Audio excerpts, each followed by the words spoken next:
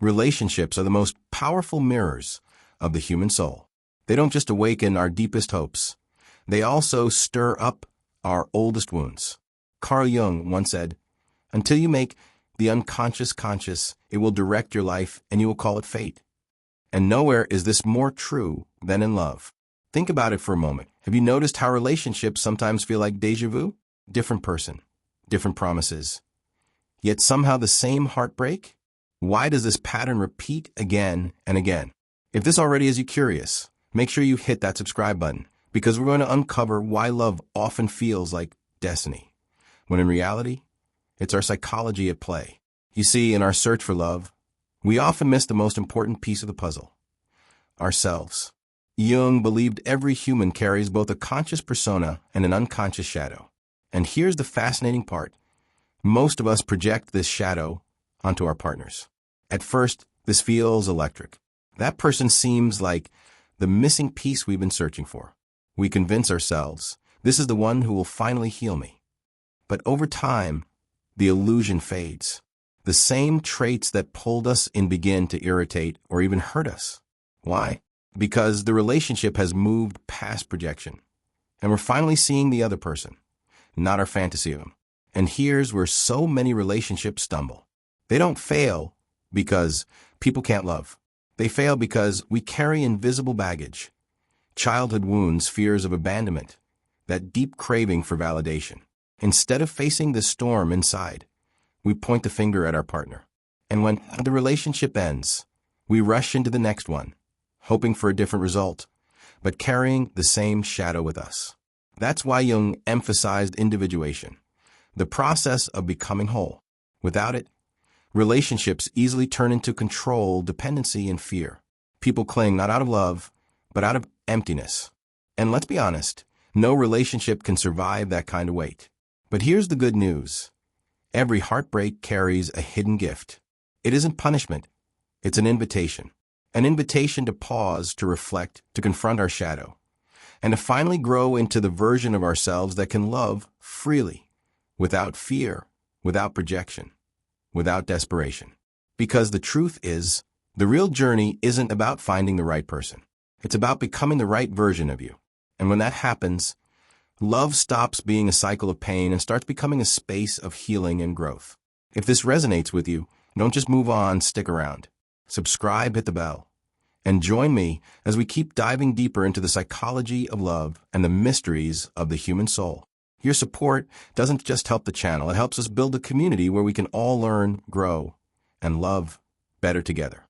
Every time a relationship ends, it leaves behind more than just silence. It leaves questions, confusion, and that strange sense of déjà vu. You tell yourself, this time will be different. You try harder, compromise more, love deeper. And yet, once again, it falls apart. The faces change, the promises sound new, but the ending? It feels hauntingly familiar. Why does this keep happening? Why do relationships fail again and again, even when both people genuinely want it to work? If you've ever asked yourself these questions, hit that subscribe button right now, because we're about to go deep into the hidden patterns most people never see. This cycle of emotional highs and lows can feel like a curse, but the truth is far more revealing and far more uncomfortable. As Carl Jung once said, we meet ourselves time and again in 1,000 disguises on the path of life. In relationships, we're not just meeting someone else. We're often coming face to face with the parts of ourselves we haven't fully healed, accepted, or even admitted exist. It's so easy to believe the problem lies in choosing the wrong person. But the deeper truth? It lies within us. Repeated heartbreak isn't random. It's the result of unconscious patterns, old wounds, hidden fears, defense mechanisms, childhood needs that went unmet but never disappeared. We carry all of this silently into every new connection. And at first, everything feels magical. The rush of love, the thrill of being wanted, the relief of finally finding someone. But beneath the surface, something else is happening. We are projecting. Jung called this projection. The unconscious act of placing our own hidden fears, desires, and wounds onto another person. We think we're falling in love with them. But in reality, we're falling in love with what they represent to us: safety, escape, validation. or sometimes even the same chaos we grew up with, because it feels oddly familiar. Over time, the mask slips. The real person emerges. And suddenly what felt like love starts to feel like misunderstanding. Passion shifts into distance. The same fights repeat. The same loneliness returns. And we're left wondering if love is even real. But here's the harsh truth. Until we look inward, we'll keep reliving the same story with different characters. This isn't about blame. It's about awakening. Relationships don't fail because love isn't real. They fail because we enter them half aware, hoping to be saved rather than truly seen. And that's why, if this is resonating with you, even just a little, make sure you subscribe and stay with me. Because the more you understand yourself, the more you break free from these cycles. See, love without understanding is like building a house on sand. It looks beautiful at first, but the cracks always appear. We confuse attraction with compatibility, chemistry with connection, attention with genuine care. Jung believed every one of us carries a shadow, the unconscious parts of ourselves we deny or repress. And in relationships, we project this shadow onto our partners. That's why we expect them to complete us, to heal wounds they didn't cause, and to never trigger our pain. But when they do, we blame them, when really, they're only reflecting back what's already inside us. Take the fear of abandonment. Someone who carries that wound may become clingy, reactive, or jealous the moment their partner needs space. Not because the partner is wrong, but because that fear hasn't been healed. And until it is, it will sabotage every relationship, no matter how much love is there. And let's talk about communication. Most people don't know how to express themselves openly, vulnerably, or respectfully in conflict. Instead, they shut down, lash out, withdraw, or get passive-aggressive. These aren't just bad habits. They're survival strategies learned long ago.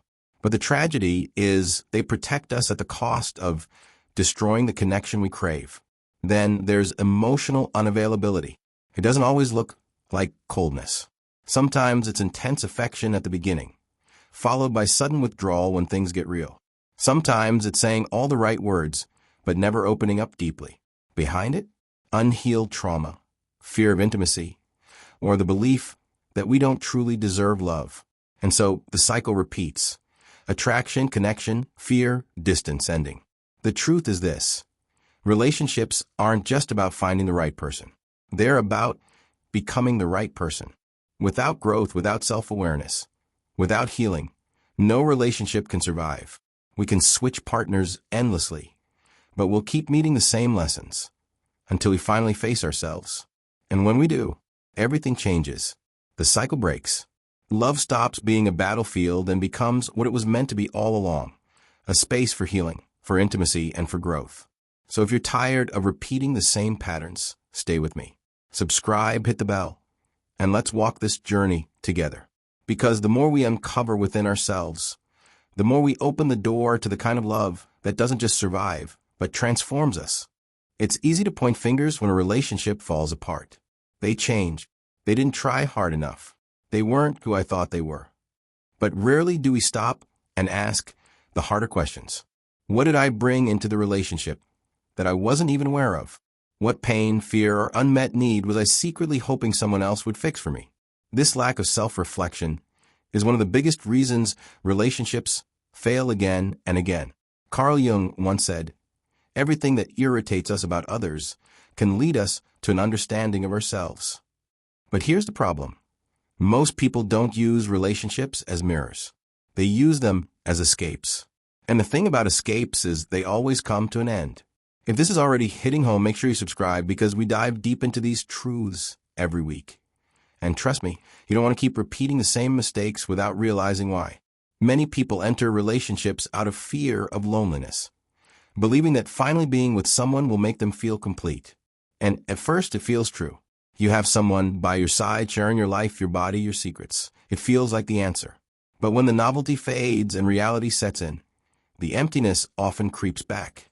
Because your partner isn't a fantasy anymore. They're a human being with their own wounds, their own limits, their own needs. And suddenly, what felt like freedom begins to feel like pressure. That loneliness you thought you escaped, it returns. not because your partner failed you, but because you tried to use them to fill a void only self-awareness can heal. And then comes codependency, one of the silent destroyers of love. It often disguises itself as devotion, always being there, needing constant contact, fearing separation. But at its core, it isn't love, it's fear. Fear of abandonment, fear of not being enough, fear of being alone with yourself. Codependent relationships aren't about growth, they're about survival. And survival mode love is exhausting. There's no space for individuality, no tolerance for real change, no room for freedom. The moment one person starts to grow, the other feels threatened. Instead of supporting growth, the relationship becomes a cage of guilt, insecurity, and emotional control. And over time, love suffocates. That's why Jung believed the ultimate goal is wholeness, not through another person, but by integrating all of you. That means being able to sit with your own fears without throwing them at your partner.